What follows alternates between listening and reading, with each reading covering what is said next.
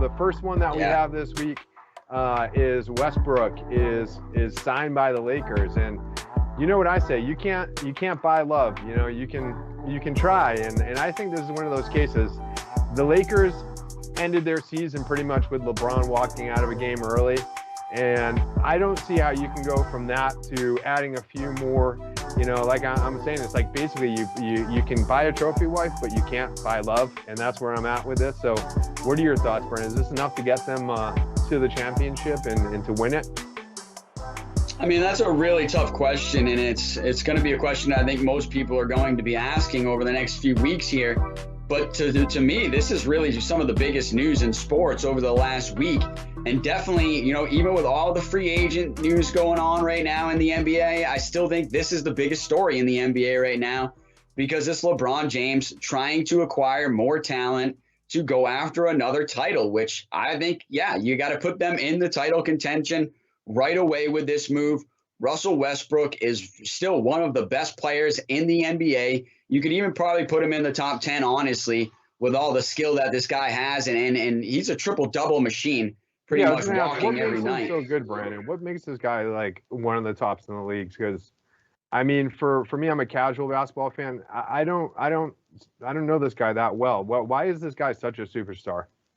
I think that's the biggest thing, is that he's a walking triple-double. So, I mean, not only can he put up 20 points or 30 or 40 or 50 points in a night, but he can also give you 10, 12 assists and get 10 or 12 rebounds, which from the guard position is something that is really hard to do, is get down there and rebound amongst the bigs, especially to get double-digit numbers rebounding. So the fact that this guy can bring the ball up for you, go coast to coast and score from any point on the court, distribute the ball, and rebound is pretty much everything in this guy's game as far as Russell Westbrook. So the Lakers definitely improved, but let's talk about the deal itself. The Washington Wizards obviously send over Westbrook and 2 second-round picks, and in return they get Kyle Kuzma, who we all know has been on the board and been on the draft and trading board for a long time now, and then KCP, Kentavious Caldwell-Pope, and then Montrezl Harrell, and then a first-round pick. So, I mean, this was a hefty price for Russell Westbrook. So I think it really shows just how much the Lakers think that it gives them a chance of being able to improve and have a chance to go for the title, because they gave up a lot right there. They gave up 2 young players, a young center, a young forward, and KCP, I think, is, you know, a good veteran forward that is puts up some serious quality minutes. So I think it's just really one of those things where I think the Lakers are going all in this season to try to basically win a title, especially after them seeing Milwaukee kind of steal a title in their opinion. So now they're going to try to put themselves back in the driver's seat. And we've talked about it on this show many a times with how, you know, Aaron Rodgers wants to have a say in roster management. Well, I can guarantee you that LeBron James had a say in this Westbrook trade. Mm-hmm.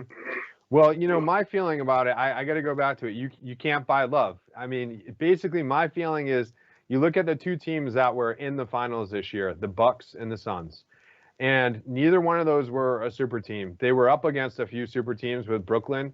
Brooklyn looked dysfunctional towards the end of their run. They didn't get it done.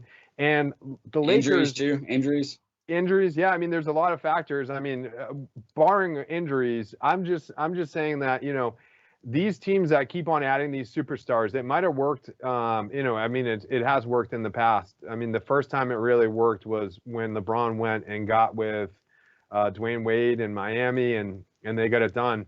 But you know, I think the big 3 is crucial. Having a big 3, like you guys were talking about last week, and pretty much every time we talk about basketball, it's all about the big 3. But sure, what I'm seeing in the NBA is too much isolation plays, and that breaks down. You need a team game, and what the Bucks were strong because they looked like the Bucks of old. They were able to play a 5-man basketball game, strong pick and roll. And when you saw, how do you say his last name, Brandon? I'm still working on it. Giannis Antetokounmpo? Yes. I mean, when you saw the way he was playing that pick and roll game, that was strong. And I mean, yeah.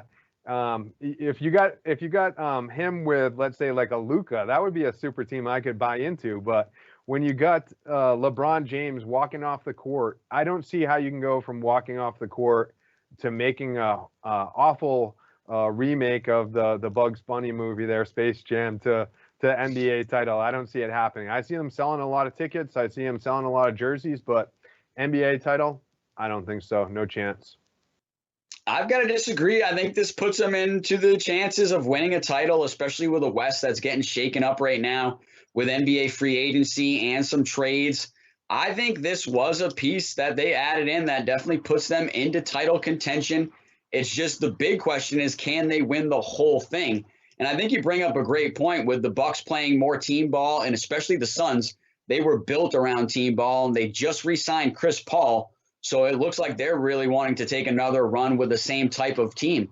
So, yeah, I don't know. It's questionable, but we'll see. And we'll definitely be covering it on this show going forward.